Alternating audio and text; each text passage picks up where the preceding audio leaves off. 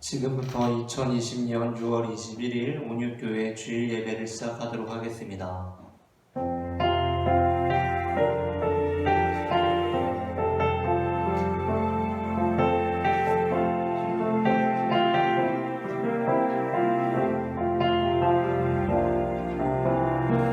이 세상을 살아가는 동안에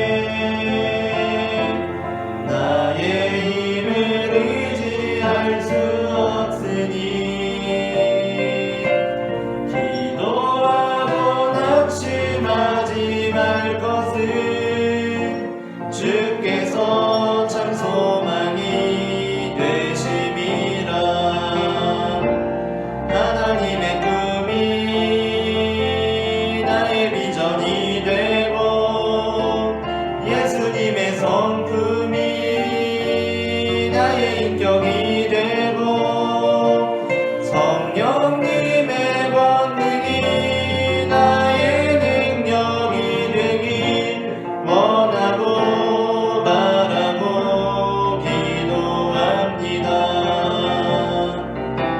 주의 길을 걸어가는 동안에 세상에 곧 의지할 수 없으니 감사하고 낙심하지 말 것은 주께서 참 기쁨이 되심이라. 하나님의 꿈이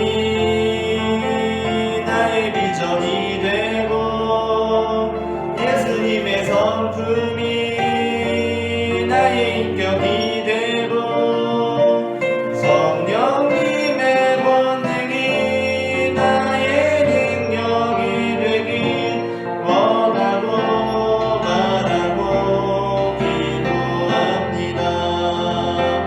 원하고 바라고 기도합니다.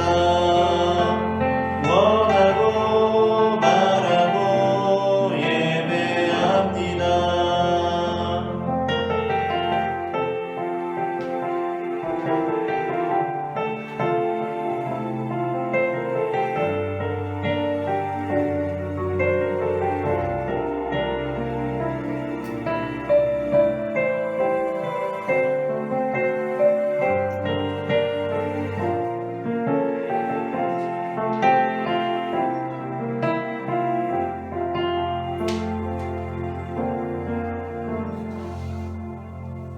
같이 기도드리겠습니다. 처음과 나중이신 만유의 주 영광의 하나님 우리 아버지, 우리 몸과 마음과 뜻과 정성을 주님께 드립니다. 우리는 주님의 것이고 주는 우리의 아버지 되시니 모든 영광과 찬송을 주님께 올려드립니다. 주는 사랑의 하나님이시오니 인간의 모든 죄와 허물과 심판과 저주와 사망을 다 복으로 덮어 하나님의 백성 삼으시며 이 세상 사는 날 동안 저희가 하나님을 아버지로 부르며 살다가 그 수가 다하여 주께로 갈 때는 예수 은혜 힘입고 하나님께 나아가 세세 영원 무음토록 주 하나님을 노래하며 찬송하는 거룩한 백성으로 삼아주시니 감사드립니다. 아멘. 세계를 통치하시는 살아계신 하나님 우리 아버지, 주께서는 우리에게 독생자 예수 그리스도를 통해 길과 진리와 생명을 다 주셨지만 이 세상의 현실은 많이 어렵기만 합니다. 전쟁으로 어렵고 코로나 감염병으로 어렵고 자연재해와 각종 사건 사고로 어려운 때를 저희가 살고 있습니다. 서로 사랑하며 살기에도 바쁜 때에 북한의 끊임없는 도발과 언행으로 온 나라가 많이 어렵습니다. 이 나라 대한민국을 주께서는 선하신 계획대로 도우시며 인도하시는데 하나님을 부인하는 북한 유정자들은 출애굽 때 바로의 마음처럼 돌처럼 듣고 강팍하기만 합니다.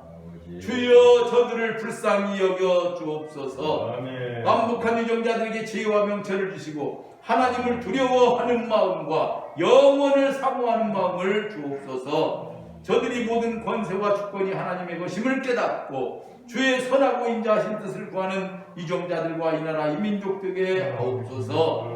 죄를 미워하시되 질투하시기까지 미워하시는 하나님 우리 아버지, 이 나라와 이 민족의 서로 미워하는 감정, 다투는 문화, 시기 질투하는 습성을 통해 잡아가며 회개합니다. 주 하나님께로부터 받은 사랑과 은혜는 땅속에 묻어버리고 서로의 잘못을 들추어내는 데 취하여 정죄하고 비판하며 심판자처럼 교만하게 행했던 모든 죄악을 용서하여 주옵소서. 주의 말씀이 우리에게 있사오니 그 말씀 붙잡고 우리를 넘어지게 하고 이 민족의 분열을 조장하는 대적자 마귀 사단을 능히 물리치는 저희들과 교회들과 이 나라의 민족 되게 하옵소서. 여기 온유게 세우시고 생명의 양식 주셔서 구원의 길로 인도하시는 하나님 우리 아버지, 이용세 목사님을 소명하시고 기름 부어 세우셔서 주께서 온전히 사용하사 정직하게 하나님 말씀을 대언하게 하심을 감사드리나이다. 원하고 기도하오니 주의 종에게 말씀의 영감을 더하여 주옵시고 때를 얻든지 못 얻든지 그 말씀 온전히 전하여 많은 사람들의 영혼을 살리는 사명을 다하게 하옵소서. 이를 위해 열심을 다할 때에 영혼간에 피곤치 않게 하시고 건강도 오락하시며 가정에도 은혜와 평강으로만 덧입혀 주옵소서. 이제도 저희가 말씀 듣길 원합니다. 이 시간 우리 마음밭 기경하여 도되게 하시고 마음에 씨앗이 떨어져 30배, 60배, 100배 결실을 맺는 역사가 있게 하옵소서. 주의 말씀을 아멘으로 받아 우리 심령의 악한 것과 몸에 잘못된 것이 다 치료되고 오로지 평안과 기쁨이 회복되는 생명 성령의 역사를 허락하여 주옵소서. 이 모든 말씀을 우리의 대제사장 되신 예수 그리스도 이름으로 기도하옵나이다. 아멘.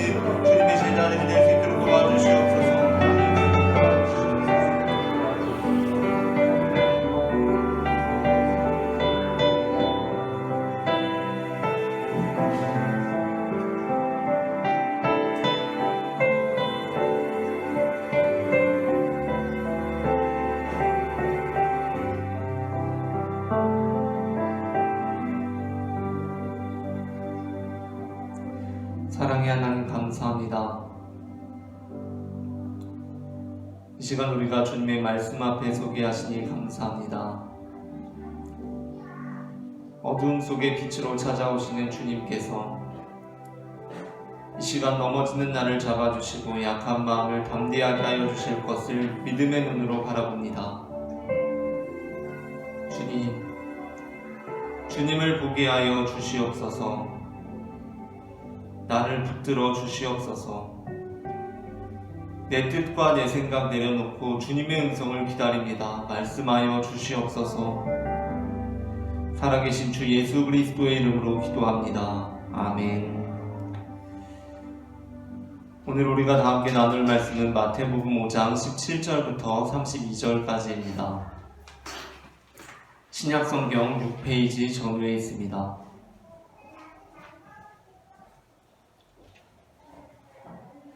마태복음 5장 17절부터 32절까지 오늘의 본문을 다 함께 일어서셔서 제가 한 절 여러분이 한 절 교독하도록 하겠습니다.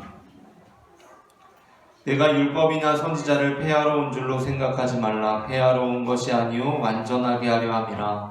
진실로 너희에게 이르노니 성경 없어지는 자는 율법의 1.1도 결코 없어지지 않고 다 이루리라. 그러므로 누구든지 계명 중에 지극히 작은 것 하나라도 버리고 또 그같이 사람을 가르치는 자는 천국에서 지극히 작다 일컬음을 받을 것이요 누구든지 이를 행하며 가르치는 자는 천국에서 크다 일컬음을 받으리라. 내가 너희에게 이르노니 너희가 성경으로 받으신 것보다 낮은 자는 결코 천국에 들어가지 못하리라. 옛사람에게 말한 바 살인하지 말라. 누구든지 살인하면 심판을 받게 되리라 하였다는 것을 너희가 들었으나 나는 너희에게 이르노니 형제에게 하는 자가 심판을 받게 되고 형제를 야하라 하는 자는 공회에 잡혀가게 되고 일하는 자는 지옥불에 들어가게 되리라.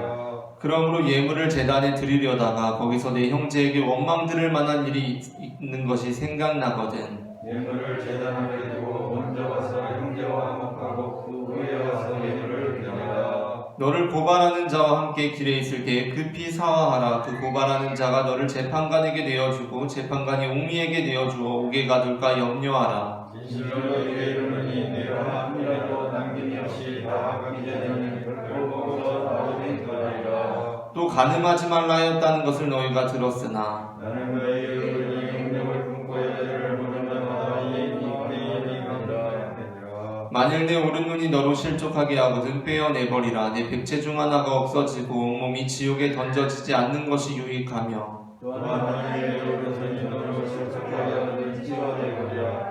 내 백체 중 하나가 없어지고 온몸이 지옥에 던져지지 않는 것이 유익하니라. 또 일러스되 누구든지 아내를 버리려거든 이혼 증서를 줄 것이라 했으나 나는 너희에게 이르노니 너희에게 영예한 이웃이 은혜를 버리던 이민으로 걸어가게 하며 또 너희에게 영광을 나가리라. 간음함이니라. 아멘. 자리에 앉도록 하겠습니다. 이 시간 예배의 자리에 오신 여러분을 축복합니다. 오늘 저는 앞서 읽은 마태복음 5장 17절부터 32절까지의 본문으로 율법이나 선지자를 완전하게라는 제목의 설교를 하려고 합니다. 전해지는 말씀 가운데 하나님의 은혜가 있기를 바랍니다. 오늘 본문에서 마태복음 기자는 예수님과 율법의 관계에 대해서 말해주고 있습니다. 그리고 예수님을 율법을 폐하러 오신 분이 아니라 율법을 완전하게 하기 위하여 오신 분으로 고백하고 있습니다. 여기서 말하는 율법이라는 것은 모세오경을 지칭하는 것이기도 하고 또 율법이나 선지자라고 표현한 것으로 볼 때 구약성경 전체를 의미하는 것이라고도 할 수 있으며 특별히 오늘 본문의 맥락을 볼 때에는 하나님께서 이스라엘 백성들에게 주신 10계명을 비롯한 계명들과 또 거기서부터 파생된 여러 가지 전통들까지도 포함하는 것으로 이해할 수 있을 것 같습니다. 그리고 바로 이 모든 것들은 그것이 무엇을 의미하든지 간에 모세오경을 의미하든지 간에 또 구약성경 전체를 의미하든지 간에 아니면 바리새인들이 그 계명들로부터 확장시킨 전통들까지 포함하든지 간에 무엇을 의미하든지 간에 당시 이스라엘 민족이 하나님과의 관계 속에서 자신들의 삶의 지침으로 삼았던 것이며 그것을 통하여 자신의 삶이 하나님 안에서 제대로 살아가고 있는 것인지 아니면 그렇지 못한 것인지를 알게 하는 것이었습니다. 그러니까 율법이라는 것은 당시 이스라엘 민족들이 하나님과의 관계 속에서 자신들의 삶의 지침으로 삼았던 것이며 그것을 통하여 자신의 삶이 하나님 안에서 제대로 살아가고 있는 것인지 아니면 그렇지 못한 것인지를 알게 하는 것이었습니다. 그러한 면에서 오늘 본문의 17절 말씀은 예수님 당시에 그리고 초대교회 당시의 분위기에 대해서 짐작하게 합니다. 우리는 오늘 본문의 17절 말씀 내가 율법이나 선지자를 폐하러 온 줄로 생각하지 말라 폐하러 온 것이 아니요 완전하게 하려 함이라 라는 구절을 통해서 당시의 분위기를 알 수 있습니다. 예수님 당시 유대인들은 이미 자신들에게 주어진 율법이나 선지자들을 통하여 하나님이 어떠한 분이신지 그리고 하나님께서 자신들에게 원하시는 것이 무엇인지 이미 알고 있었습니다.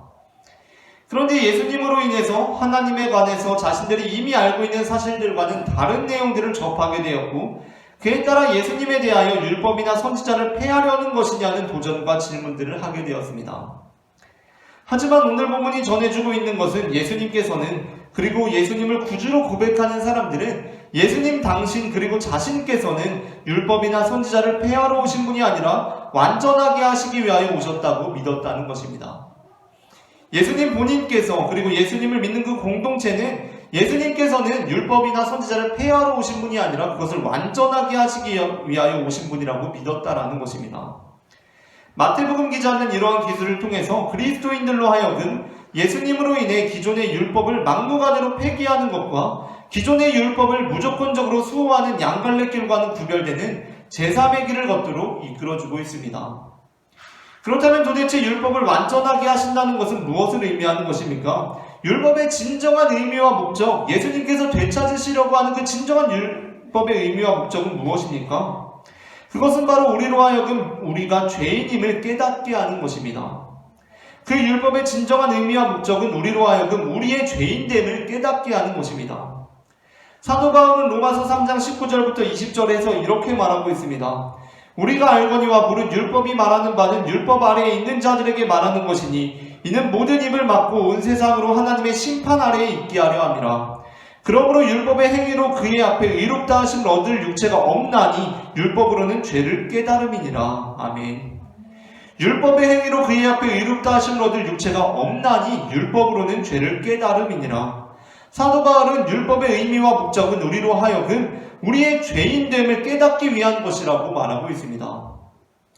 사실 우리가 율법을 제대로 읽어보면 우리는 이 율법이라는 것은 하나님께서 이스라엘 민족들에게 삶에 대한 지침을 주신 것임과 동시에 그들로 하여금 자신들의 죄인됨을 늘 상기시키기 위한 의도를 가지고 주어진 것임을 발견할 수 있습니다. 우리는 그 대표적인 예를 바로 율법의 대표라고 할 수 있는 십계명에서 발견할 수 있습니다.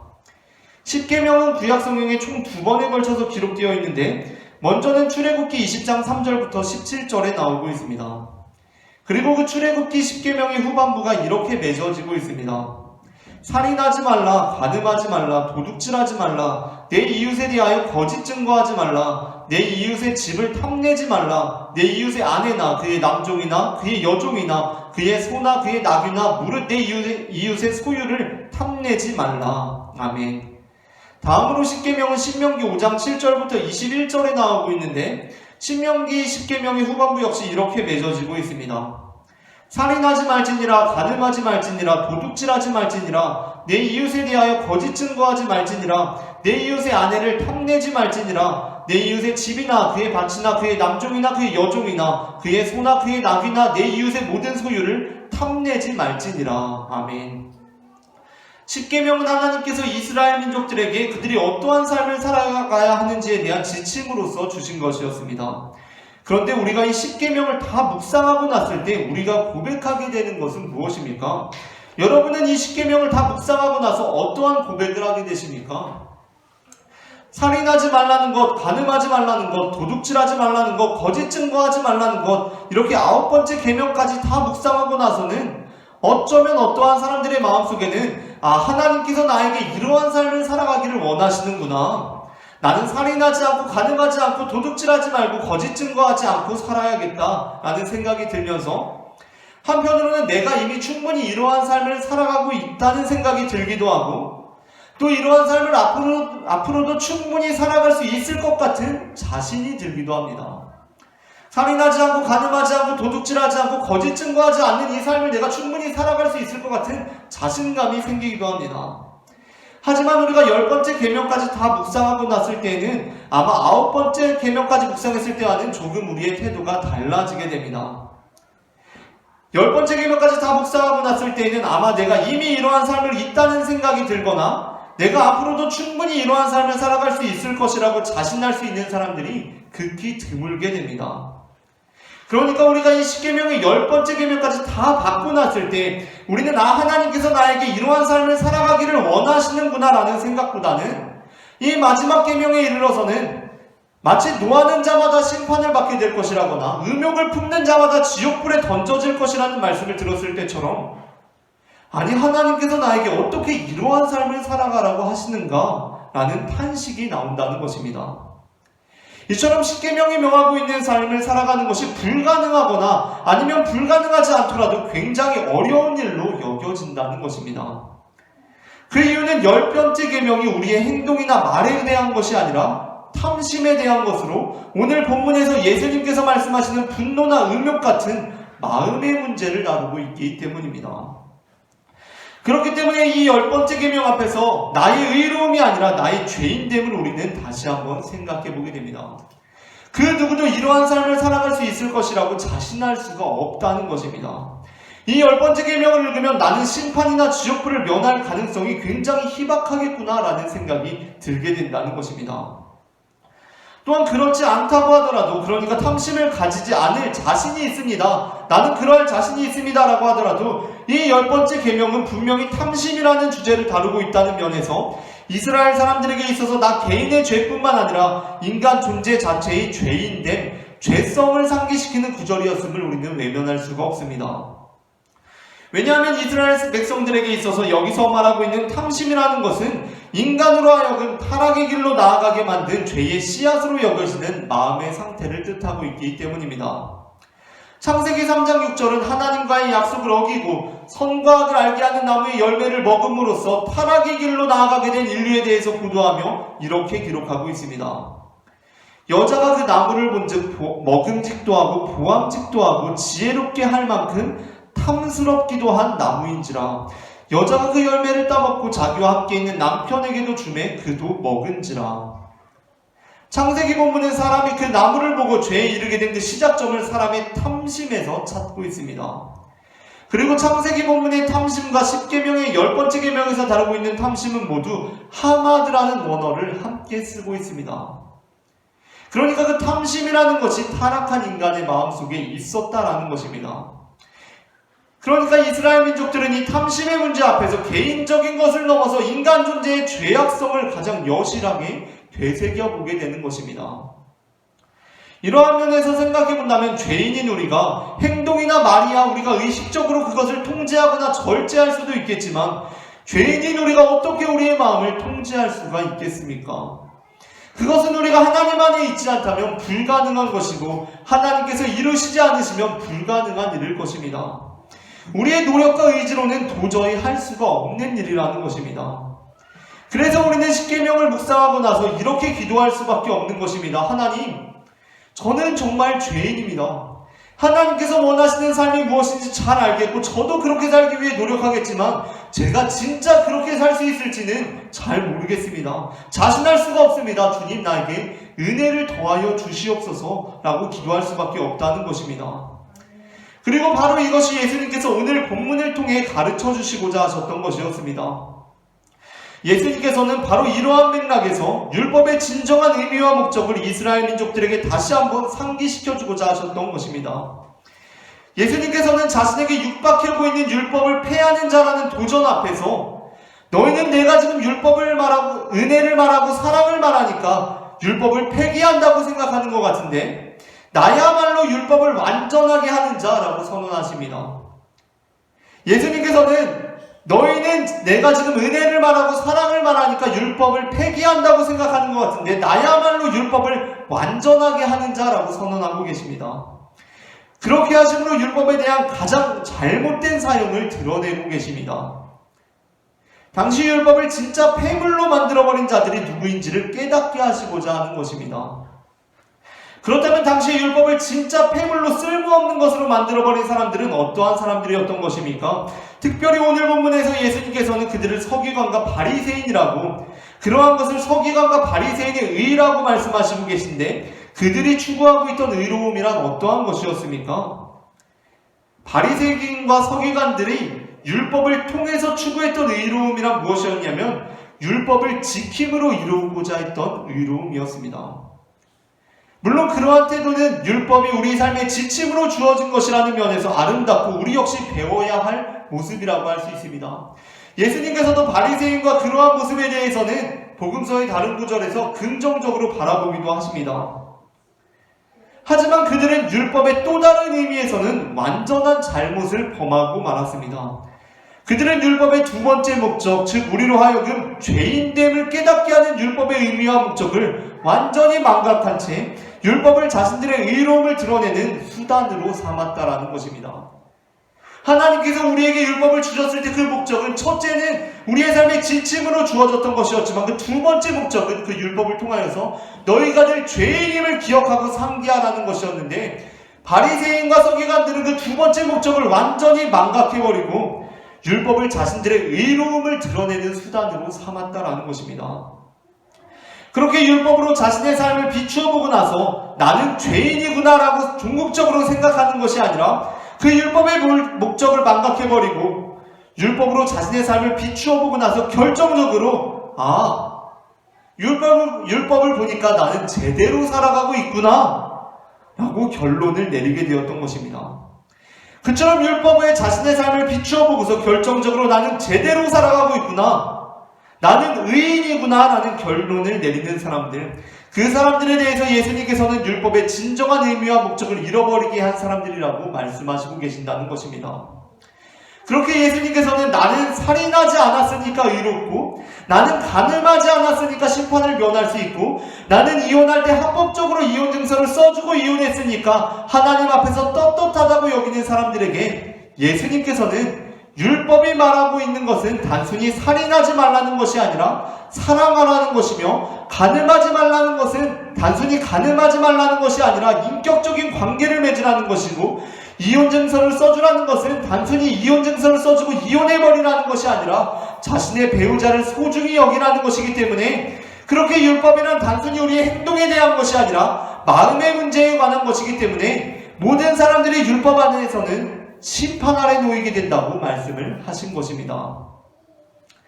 그러므로 오늘 본문에서 예수님께서 전해주시는 심판의 메시지는 우리가 어떠한 삶을 살아가야 하는지 보여주는 지침임과 동시에 우리로 하여금 우리가 죄인일 수밖에 없음을 깨닫게 하는 것이기도 합니다. 왜냐하면 노하지 않고 음욕을 품지 않고 살아가는 것이야말로 우리가 걸어가야 할 길임은 분명하지만 또한 어느 누구도 이 길 앞에서 자신의 의로움을 자신할 수는 없기 때문입니다. 이렇게 될 때에야 비로소 우리는 율법과 심판에 대한 예수님의 메시지가 예수님께서 이전에 선포해 오신 은혜와 사랑의 하나님과 양립할 수 없는 것이 아니라 더욱 완전하게 일치하는 가르침인 것을 이해할 수가 있습니다. 사실 우리가 이러한 이해 없이 본문을 읽게 되면 우리는 예수님의 이러한 갑작스러운 심판의 메시지에 당혹스러움을 금할 수가 없습니다. 저는 이 말씀의 진리를 알기 전에 예수님께서 저한테 갑자기 화내고 음욕을 품는 일은 지옥에 가게 될 것이라고 말씀을 하시는 것에 엄청나게 당혹스러워하곤 했습니다.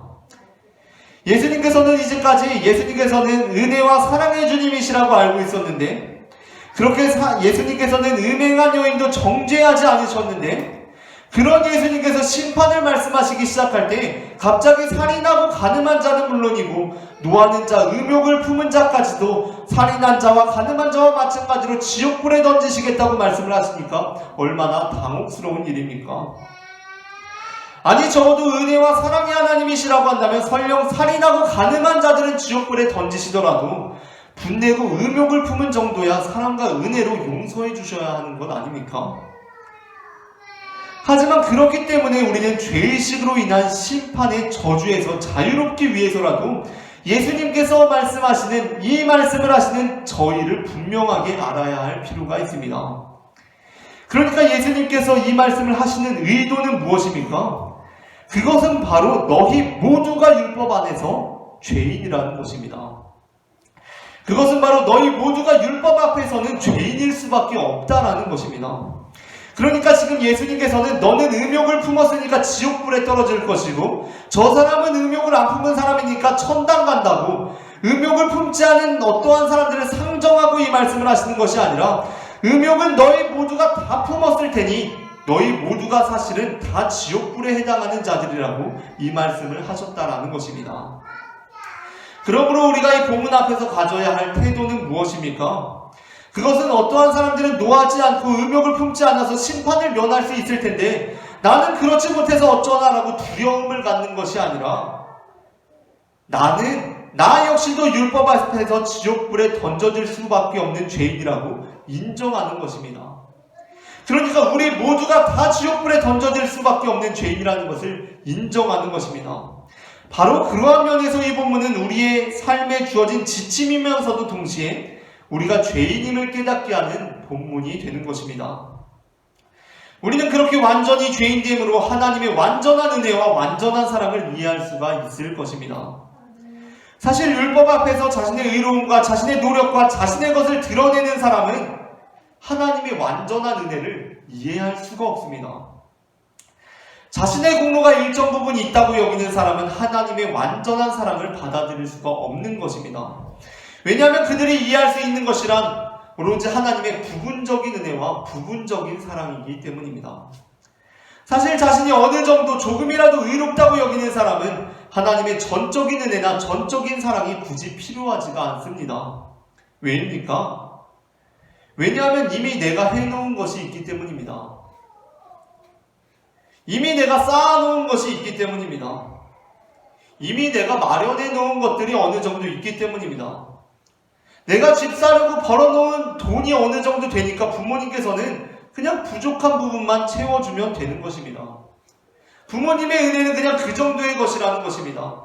그냥 부모님의 은혜는 나의 전적인 것이 아니라, 나에 대한 전적인 것이 아니라 내가 행한 것의 부족한 부분을 채워주는 정도로만 생각하고 싶은 것입니다. 그렇게 하나님께서도 그냥 내가 미처 준비하지 못한 부분에 대해서, 내가 미진한 부분에 대해서만 부분적으로만 채워주시면 되는 것입니다.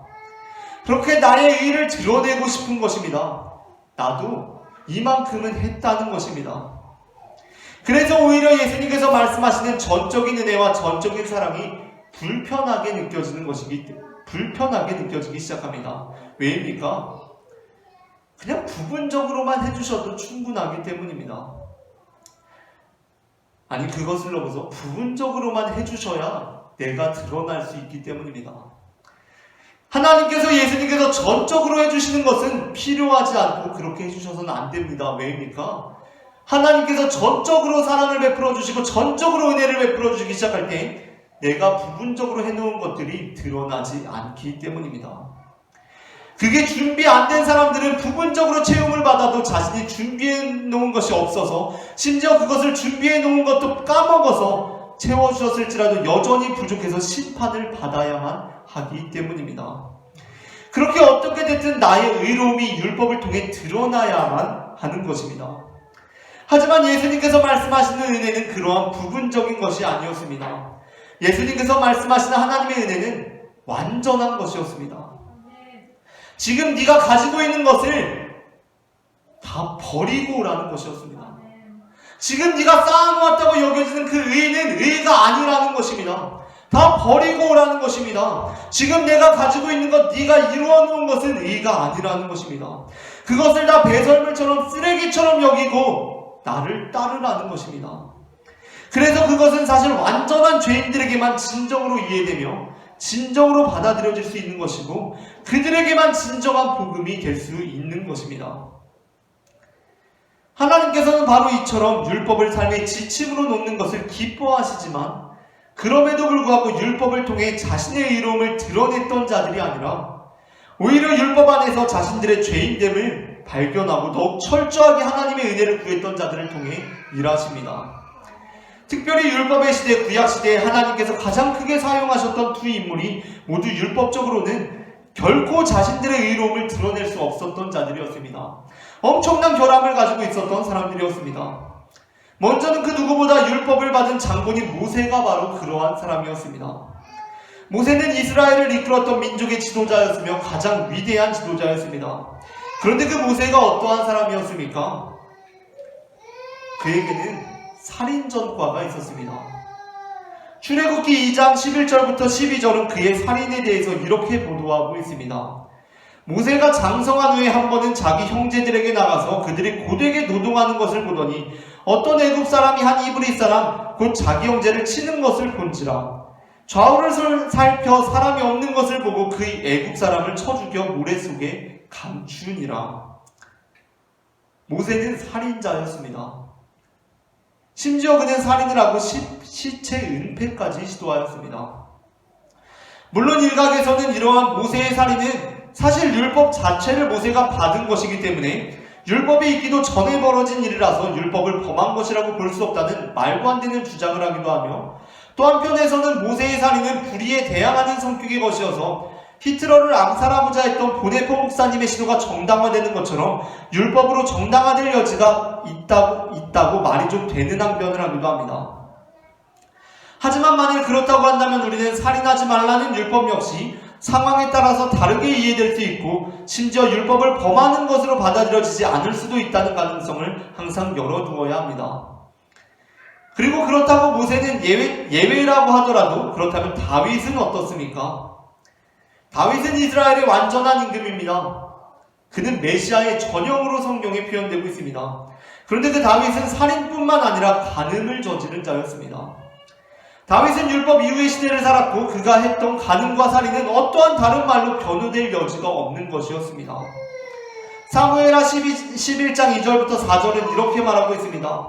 저녁 때에 다윗이 그의 침상에서 일어나 왕궁 옥상에서 거닐다가 그곳에서 보니 한 여인이 목욕을 하는데 심히 아름다워 보이는지라.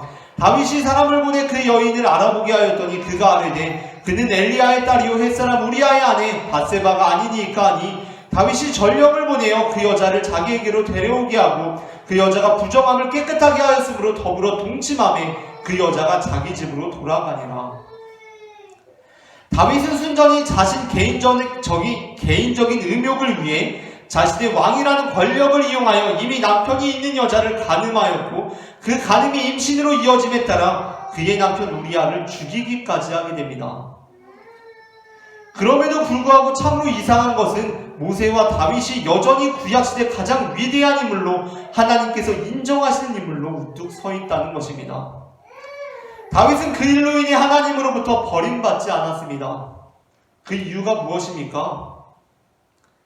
그가 그 일로 하나님 앞에 자신의 죄인됨을 더욱 철저하게 고백했기 때문입니다.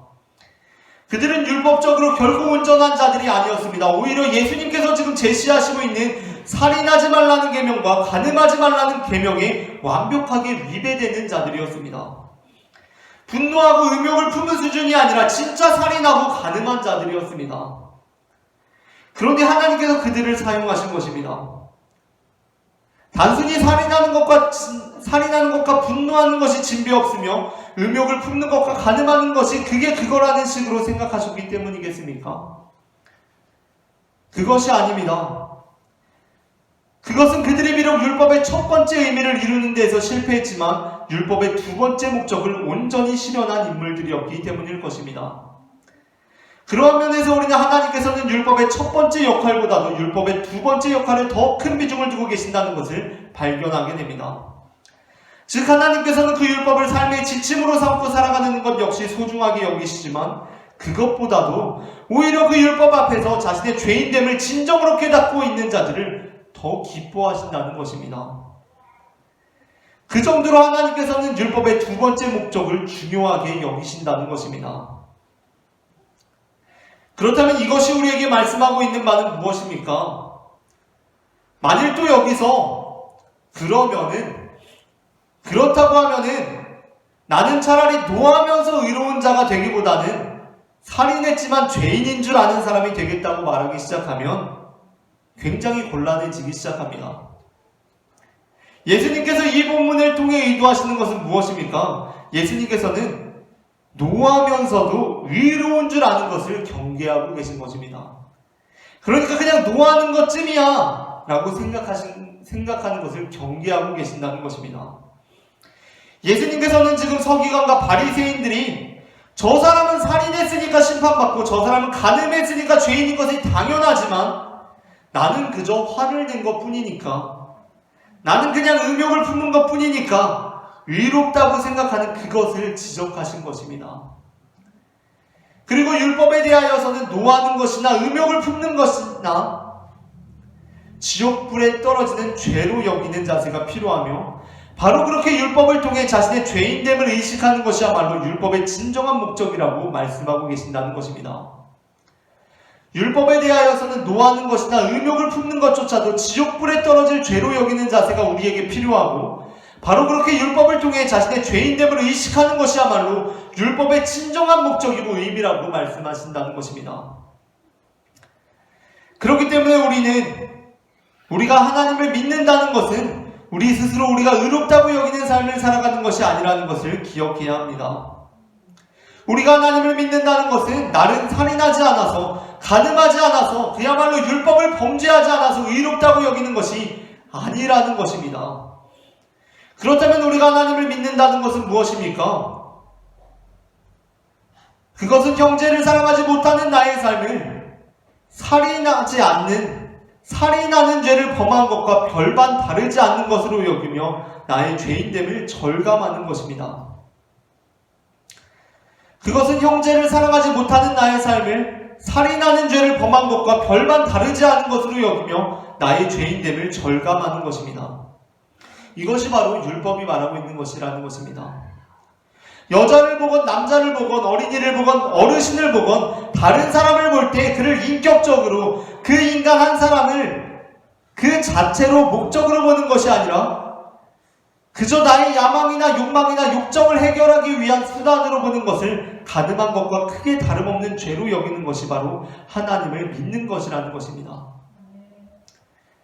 내가 저 사람을 가늠하지 않았더라도 어떠한 사람을 나의 욕망이나 욕정이나 야망을 채우기 위한 수단으로 본 것을 가늠한 것과 동일한 수준의 범죄로 여기면서 나의 죄인됨을 자각하는 것, 그것이 바로 율법이 의미하는 것이라는 것입니다. 이와 같이 우리는 율법 안에서 어느 누구 하나 할 것 없이 하나님 앞에 죄인으로 서 있음을 인정해야 한다는 것이 바로 예수님께서 율법과 관련하여 우리에게 하신 말씀이었습니다. 누가복음 15장 11절부터 32절에 보게 되면 우리가 잘 알고 있는 잃은 아들을 되찾은 아버지 비유가 나옵니다. 예수님께서는 이 비유를 통해서 하나님이 어떠한 분이신지 우리에게 가르쳐 주시고 계시며, 그런 아버지를 하나님 아버지라고 믿는 우리가 어떠한 사람들이 되어야 하는지 말씀해 주시고 계십니다. 이 비유에 보게 되면 한 아버지와 아들이 나옵니다. 그런데 어느 날 둘째 아들이 아버지께 자신의 유산을 미리 줄 것을 요구합니다.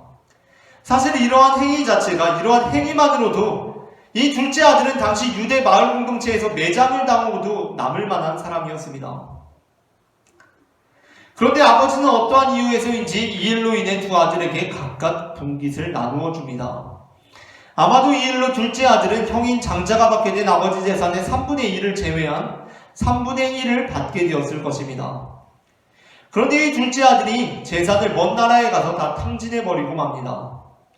그리고 그 상황 속에서 둘째 아들은 품꾼에게조차 양식을 풍족히 먹이셨던 아버지를 떠올리게 되고, 아버지께서 자신을 품꾼 중에 하나로라도 여겨주시기를 바라면서, 또한 아버지께서는 그렇게 해주실 분이라고 믿으면서 아버지께로 돌아가게 됩니다. 그러자 어떠한 일이 발생합니까? 아버지가 그 아들이 돌아옴을 보고 달려가서 그를 얼싸안고 그에게 입 맞추고 그에게 좋은 옷을 입히고 마을 잔치를 열어줍니다. 그런데 여기서 한 가지 문제가 발생합니다. 그것은 바로 그 일로 인해 큰아들이 분노하게 되었다는 것입니다. 큰아들은 그 일로 인해서 아버지와 동생에게 화가 났습니다. 그래서 그는 잔치에 참여하지도 않으려고 합니다. 그때 아버지가 큰아들을 찾아가 그를 타이르며 이 비유가 맞춰지게 됩니다. 이 비유에서 예수님께서는 하나님 아버지가 어떠한 분인지를 우리에게 보여주시고, 그 아버지를 하나님 아버지로 믿는 우리가 어떠한 사람들이 되어야 하는지 분명하게 말씀해 주시고 계십니다. 그리고 예수님께서 제시하시는 원래 우리의 모습은 너무나도 분명하게 둘째 아들의 모습이라고 할 수 있습니다. 그리고 우리가 이제 이루어야 할 모습은 바로 아버지와 같은 모습입니다. 그리고 예수님께서 우리에게 가장 되지 말아야 할, 하지만 우리가 너무나 잘 되고 많은 사람의 전형으로 제시하고 있는 것이 바로 큰아들입니다. 큰아들은 이 비유에서 당시 관습에 따라 장자로서 아버지께로부터 동생에 비해 2배나 되는 분깃을 이미 받았음에도 불구하고 자신이 받은 은혜를 깨닫지 못하고 내가 여러 해 아버지를 섬겨 명을 어김이 없거늘 내게는 염소 새끼라도 주어 나와 내 벗을 즐기게 하신 일이 없다고 분개하는 인물로 등장하고 있습니다. 그러면서 그는 자신의 동생인 형제에게 부어진 아버지의 전적인 은혜에 대해서 분개합니다. 전적인 은혜와 전적인 사랑과 전적인 용서란 부당한 것이 아니냐고 따지기 시작합니다. 그 은혜와 그 사랑은 나에 대해서는 전혀 고려되지 않은 것이냐 아니냐고 분노하기 시작합니다. 하지만 여기서 아버지는 그 큰아들을 향해 이렇게 말씀하십니다. 너가 나로부터 받은 것도 전적인 은혜이고 전적인 사랑이니 너는 지금 이 상황에서 분개하거나 노할 자격을 가지지 못하며 즐거워하고 기뻐할 자격밖에 없다는 것입니다. 누가복음 15장 32절입니다. 내 동생은 죽었다가 살아났으며 내가 잃었다가 다시 얻었기로 우리가 즐거워하고 기뻐하는 것이 마땅하다 하니라. 저는 이 본문을 보면서 사실 제가 둘째 아들이었는데 어느 순간부터 하나님 아버지 앞에서 큰아들처럼 행세하고 있는 것은 아닌지 제 모습을 돌이켜보게 되었습니다. 사실은 내가 바로 어제까지만 해도 어둠이었는데 이제 빛이라고 불리고 나니까 그 어둠이라는 것이 뭔가 더 더럽고 지저분하고 심지어는 악한 것으로 보는 저의 모습을 발견하게 되는 것입니다. 설교를 준비한다는 것은 매번 어려운 일이지만 저는 이 본문으로 설교를 준비하면서 사실 심리적으로 그리고 영적으로 굉장한 어려움을 겪었습니다. 왜냐하면 하나님께서 저에게 말씀하시는 것이 무엇인지 알겠는데 도저히 설교를 그렇게 쓸 엄두가 나지 않았기 때문입니다. 하나님께서 저에게 말씀하시는 것이 무엇인지 알겠는데 도저히 설교를 그렇게 쓰고 싶은 엄두가 나지 않는 것입니다. 그래서 저는 마치 요나처럼 니느웨로 가라는 하나님의 말씀을 계속해서 듣고 있으면서도 계속해서 다시스로 향해 가려고 했습니다. 이 본문을 통해 하나님 아버지의 전적인 은혜와 전적인 사랑을 분명하게 전하라는 음성이 마음속에 스쳐갔음에도 불구하고 시기적으로 그렇게 하고 싶지가 않았습니다. 왜냐하면 제가 이 본문을 읽었을 때 제 머릿속에 실제로 살인한 자들이, 실제로 가늠한 자들이 그 살인범들과 성폭행범들의 모습이 제 머릿속에 떠올랐기 때문입니다. 그렇게 최근 제가 매스컴을 통해 접한 어떤 범죄 행위들을 저지른 그런 극악무도한 범죄 행위를 한 사람들의 얼굴이 제 머릿속에 스쳐 지나갔기 때문입니다. 그리고 하나님께서 나와 동일하게 은혜를 그들에게도 베푸시고 그들을 사랑해 주신다는 것을 도저히 내가 어떻게 이해해야 할지 받아들이기 어려웠던 것입니다. 그러면서 그러한 살인범들과 나를 동일하게 여기시고 그러한 성폭행범들과 내가 특별히 다른 처지가 아니라고 말씀하시는 예수님의 말씀이 조금은 야속하게 느껴졌습니다. 그래서 하나님께서도 그들에게 전적인 은혜와 전적인 사랑을 베풀어 주신다는 것을 선언하기가 굉장히 주저가 되는 것입니다. 왜입니까? 우리는 그냥 화 좀 내고 음욕을 조금 품은 사람들일 뿐이지만 그 사람들은 진짜 살인자고 진짜 성폭행범들인데 그런 파렴치한 사람들인데 우리와 그들을 똑같이 말씀하시는 것처럼 보이는 본문이 난감했던 것입니다. 하지만 저는 결국 이 본문을 통해서 이렇게 결론을 내릴 수밖에 없었습니다. 이렇게 고백할 수밖에 없었습니다. 그것은 사실은 나 역시도 율법 앞에서 그들과 크게 다른 존재가 아니라는 것이었습니다. 이것이 그들의 모습을 구체적으로 떠올릴 때 굉장히 어려운 일인데 사실 이 본문이 이렇게 말하고 있다는 것입니다. 우리도 그러한 살인범들과 그러한 성폭행범들과 조금도 다를 바가 없다는 것입니다. 그렇기 때문에 나 역시도 나의 공로가 있고 나의 노력이 있고 나의 의지가 있고 거기에 부분적인 은혜와 부분적인 사랑을 입은 사람이 아니라 바로 나 역시도 전적인 사랑과 은혜를 입은 사람이라는 것입니다. 내가 그들보다 나아서 은혜를 입은 것이 아니라 나 역시도 그들과 동일한 전적인 은혜와 사랑을 입은 사람들이라는 것입니다. 그리고 저는 비로소 그 은혜 안에서, 그 사랑 안에서 이 사회가 온전히 치유되고 회복될 수 있으리라는 주님의 비전을 발견하게 되었습니다. 예수님께서 우리에게 형제에게 분노한 것을 살인한 것과 동일한 죄를 지은 것으로 여기라고, 음욕을 품은 것을 간음한 것과 동일한 죄를 지은 것이라고 여기라고 말씀하신 이유는 무엇이겠습니까? 그것은 예수님께서는 우리가 그렇게 함으로 정말 이 땅 가운데 살인과 성폭행이 사라질 것이라고 믿으셨기 때문일 것입니다. 그러니까 예수님께서는 우리에게 형제에게 분노한 것을 살인한 것과 동일한 것으로 여겨라, 너가 음욕을 품은 것을 너가 간음한 것과 동일한 죄를 지은 것으로 여겨라, 이렇게 말씀하고 계신데, 그렇게 말씀하신 이유는 그렇게 함으로써 정말 이 땅 가운데 살인과 성폭행이 사라질 것이라고 믿으셨기 때문이라는 것입니다. 사실 죄인이 한 사람이든 100사람이든 간에 그 죄인들을 색출해내서 그들만 죄인 취급해서 그들만 정죄하고 처벌하는 것은 너무나 쉬운 일입니다. 그 사람이 죄인인 것이 증명되었으니 그는 그에 합당한 처벌을 받으면 끝나는 것입니다. 그 사람들만 심판하면 되는 것입니다. 그런데 어떻습니까? 그렇게 함으로 이 세상에 살인이 그치는 날이 오겠습니까?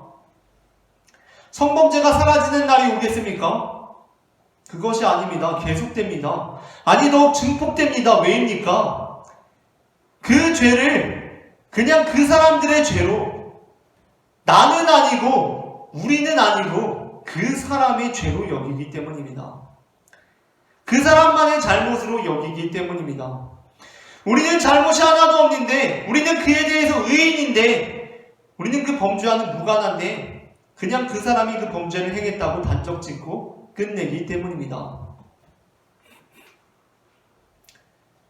오늘 본문을 통해 예수님께서는 그렇게 다른 사람을 죄인 취급하고 그에 비해 자신은 의로운 사람이라고 여기는 태도가 결코 하늘나라의 법이 아니라고 말씀하십니다.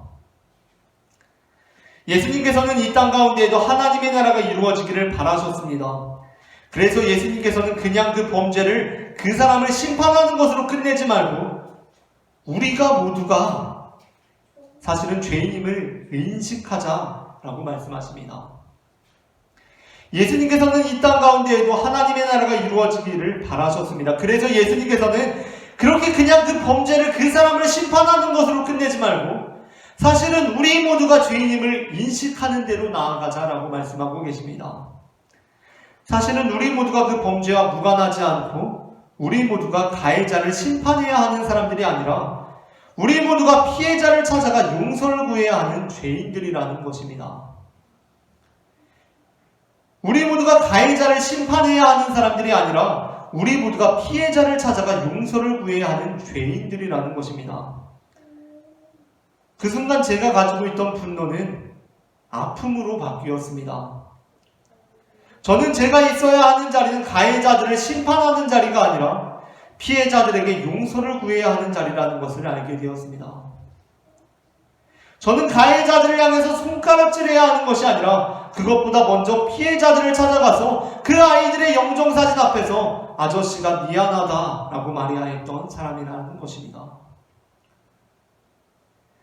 사실 네가 학대를 당하는 것을 알고 있으면서도 위층에서 들려오는 너의 부르짖음과 울음소리를 듣고 있으면서도 그것을 외면했던 아저씨가 미안하다 라고 먼저 그 피해자를 찾아가 용서를 구해야 하는 죄인이었다는 것입니다. 먼저 그 어린 나이에 성착취로 인해서 치유될 수 없는 마음의 용처를 죽을 때까지 가지고 살아가야 하는 청소년들을 찾아가서 아저씨가 미안하다 라고 그렇게 말해야 했던 사람이었다는 것입니다. 왜냐하면 사실은 제가 그 범죄와 무관한 사람이 아니었기 때문입니다. 사실 그러한 면에서 돌아보면 저는 의로움에 대한 공헌을 가지고 있는 것이 아니라 그 범죄에 대한 공헌과 기여를 한 사람이었다는 것입니다. 예수님께서는 우리가 율법 앞에서 바로 그것을 깨닫기를 원하십니다.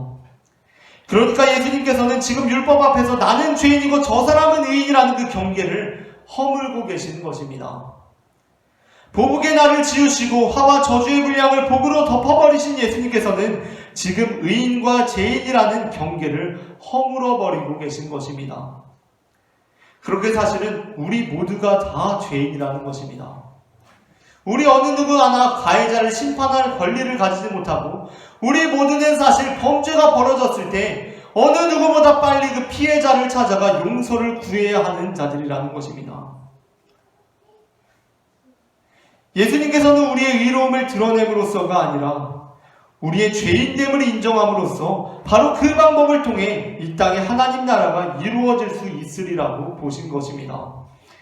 그렇게 나와 그 사람을 구분짓고 악과 의를 구분짓고 죄와 의를 나누는 방식으로 이 땅에 하나님의 나라가 올 수 있다는 것이 아니라 이처럼 하나님께서는 자신을 완전한 죄인으로 고백하는 자들을 통하여서 완전한 은혜와 완전한 사랑을 베풀어 주심으로 이 땅 가운데 완전하신 하나님의 나라를 이루어질 수 있으리라고 보셨다는 것입니다.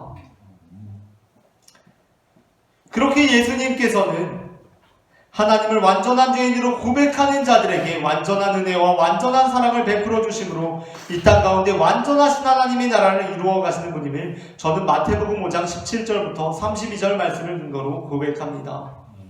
오늘 전해진 말씀 가운데 하나님의 은혜가 있기를 바랍니다. 이 시간에는 우리 함께 찬양하기를 원합니다. 이 시간에 은혜 아니면이라는 찬양을 다 함께 부르실 텐데요. 하나님, 내가 사실 주님 앞에 은혜로 서 있음을 고백합니다. 나의 의와 나의 공로가 전혀 없이 주님의 전적인 은혜와 전적인 사랑으로 내가 주님 앞에 설 수 있음을 고백합니다. 주님, 나를 용서하신 그 전적인 사랑과 전적인 은혜 앞에 감사하며 살아갈 수 있도록 도와주시옵소서. 그 십자가의 은혜와 능력으로 설 수 있는 하나님 나라의 백성이 될 수 있도록 도와주시옵소서. 사랑의 주 예수 그리스도의 이름으로 찬양하기를 원합니다. 함께 은혜 아니면 찬양하시겠습니다.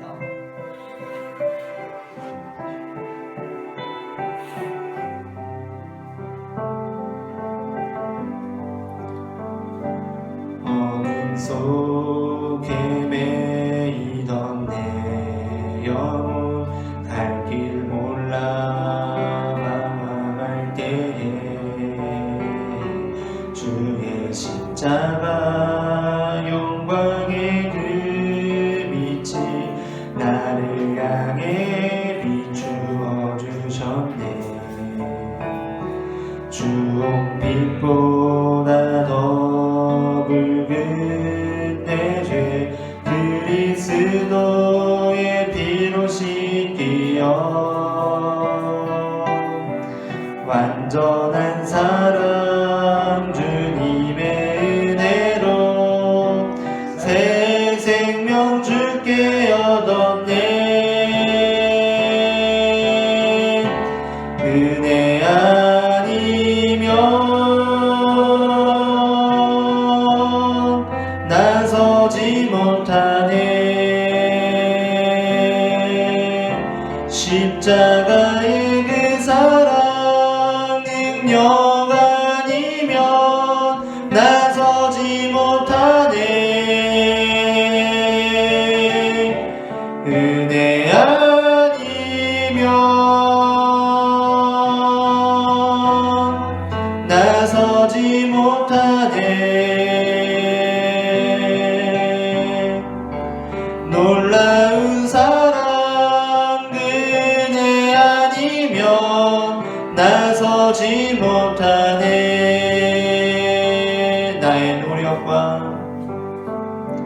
나의 노력과 의지가 아닌 오직 주님의 그 뜻 안에서 의로운 자라 내게 말씀하셨네.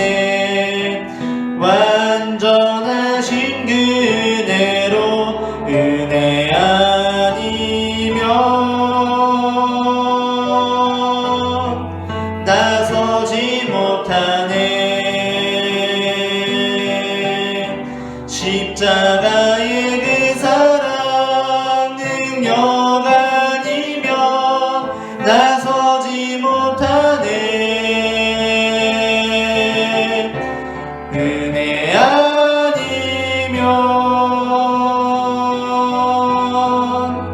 나서지 못하네.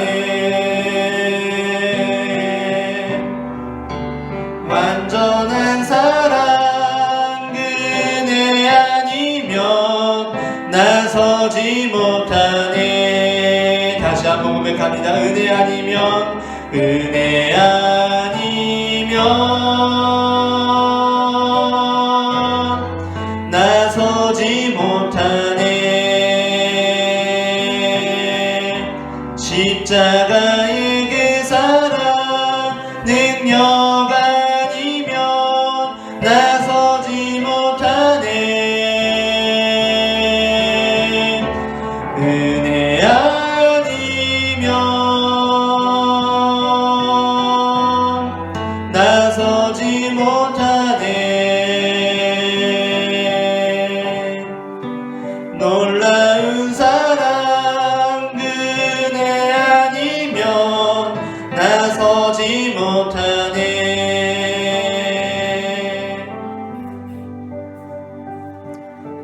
예수님께서는 이 땅 가운데 하나님의 나라가 오기를 원하십니다. 그리고 그 예수님께서 지금 우리에게 이렇게 물으십니다. 네가 정말 이 자리에 설 수 있겠느냐? 라고 말입니다. 네가 정말 이 자리에 설 수 있겠느냐? 라고 말입니다. 그 자리는 가해자들을 심판하는 자리가 아니라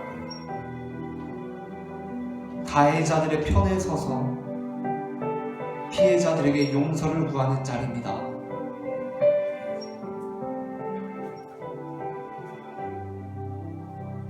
정말 내가 가해자와 같이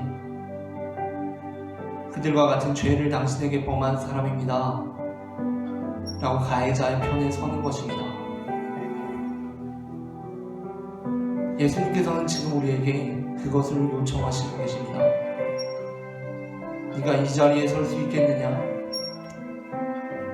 네가 정말 심판하는 자가 아니라 용서를 구하는 그 자리에 설 수 있겠느냐? 그 범죄의 책임이 나에게도 있습니다 라고 말할 수 있는 그 자리에 설 수 있겠느냐? 너무나도 어려운 일이기 때문에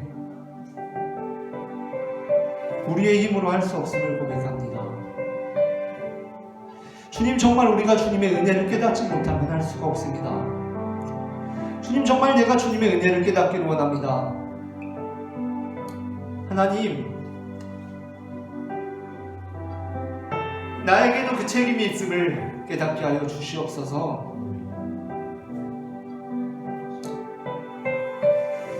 하나님, 나에게도 그 책임이 있음을 깨닫게 하여 주시옵소서. 주님의 그 은혜를 알게 하여 주시옵소서. 내가 주님의 그 은혜를 통하여서 심판하는 자가 아니라 용서를 구하는 자의 자리에 설 수 있도록 주님 도와주시옵소서. 이 시간 다 함께 기도하시겠습니다. 사랑의 주님, 은혜를 감사합니다. 하나님, 이 시간 우리가 주님의 은혜를 깨닫게 하시고 주님의 은혜를 감사합니다. 하나님 아버지, 내가 참으로 주님의 전적인 은혜를 깨달은 자임을 주님 앞에 고백하기로 합니다. 주님의 전적인 사랑을 입은 자임을 고백하여 주님의 자녀가 될 수 있기를 원합니다. 하나님 아버지, 율법 앞에서 나도 동일한 죄인임을 깨달을 수 있도록 주님, 나에게 주님의 은혜를 깨닫게 하여 주시옵소서. 하나님, 나에게 주님의 은혜를 깨닫게 하여 주시옵소서. 하나님, 주님의 그 은혜를 깨닫게 하여 주시옵소서. 하나님, 내가 그 자리에 설 수 있도록 나를 붙들어 주시옵소서. 하나님 아버지, 심판하는 자리에 서는 것이 아니라 용서를 구하는 자리에 설 수 있도록 주님 인도하여 주시옵소서. 나의 삶 가운데 주님의 인충을 더하여 주시옵소서. 주님만을 위합니다. 주님만을 위합니다.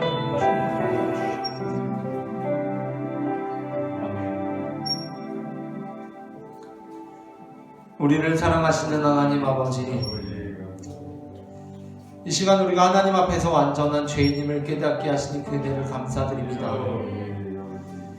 이제 완전한 죄인으로서 하나님의 완전한 은혜와 완전한 사랑을 입은 우리를 통해 이 땅 가운데 완전한 하나님의 나라가 이루어질 수 있도록 도와주시옵소서. 아멘. 이제는 상처 입은 영혼들을 치유하시는 하나님 아버지의 사랑과 고통받는 자들의 슬픔을 위로하시는 예수 그리스도의 은혜와 우리의 삶에 역사하셔서 완전한 죄인들을 통하여 이 땅 가운데 완전한 하나님 나라를 이루어 가시는 성령 하나님의 인도하심이 지금 각자의 자리에서 오늘도 가해자들을 정죄하는 삶이 아니라 피해자들의 상처와 고통을 위로하고 그들의 아픔에 동참하고 그들 앞에 먼저 용서를 비는 삶을 살아가겠노라고 결단하는 모든 영혼들의 머리 위에 지금부터 영원토록 함께 하시기를 간절히 축원하옵나이다. 아멘.